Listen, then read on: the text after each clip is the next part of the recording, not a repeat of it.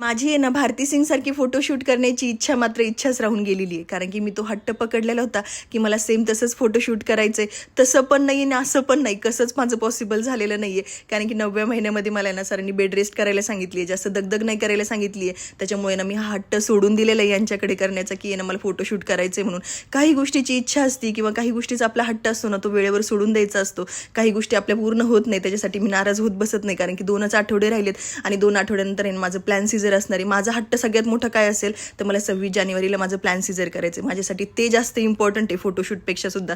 पण तरी सुद्धा आहे ना मनामध्ये विचार चालू आहे की घरगुती पद्धतीने किंवा घरातल्या घरातच आहे ना काहीतरी ट्राय करता येईल का फोटोशूटचं. तुम्ही सुद्धा आहे ना तुमच्याकडे काही आयडिया असतील ना तर मला कमेंट सेक्शनमध्ये नक्की सांगा.